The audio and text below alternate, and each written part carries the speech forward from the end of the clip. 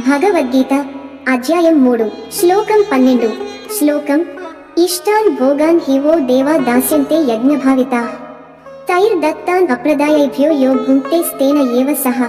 అనువాదం: యజ్ఞభావంతో దేవతలను సంతోషపరిచిన వారికి దేవతలు కావలసిన భోగాలు ప్రసాదిస్తారు, కానీ వాటిని సమాజం లేదా ఇతరులకు పంచకుండా స్వార్థపూర్వకంగా వినియోగించేవాడు దొంగతో సమానుడు. వివరణ: ఈ శ్లోకంలో కృష్ణుడు మనకు ఒక గొప్ప జీవిత సూత్రం చెబుతున్నాడు. మనకిచ్చిన దానిని తిరిగి పంచుకోవడం ధర్మం. ప్రకృతి, సమాజం, ఇతర జీవులు వీరందరి సహకారంతోనే మనం బతుకుతాము. కాబట్టి మనం పొందిన సంపద, వనరులు, ప్రతిభ ఇవి అన్ని ఇతరుల మేలు కోసం కూడా ఉపయోగపడాలి. తాత్విక సందేశం: పంచుకోవడమే నిజమైన యజ్ఞం.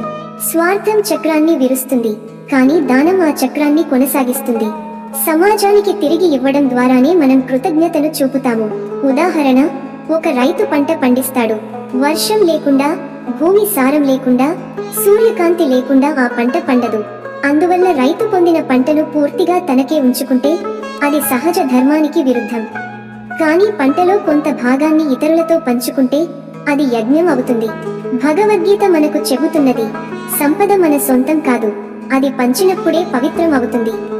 మన జీవితంలో యజ్ఞ భావాన్ని నింపుకుందాం. పంచుకోవడం ద్వారానే మనం నిజంగా సంపన్నులం అవుతాము. ఓం శాంతి శాంతి శాంతి. కామెంట్లలో మీ అభిప్రాయాన్ని చెప్పండి, లైక్ చేయండి. ఈ తాత్విక సందేశాన్ని మీ మిత్రులతో షేర్ చేసుకోండి. తదుపరి శ్లోకానికి ఛానల్ సబ్స్క్రైబ్ చేయండి. ధన్యవాదములు. జై శ్రీ కృష్ణ.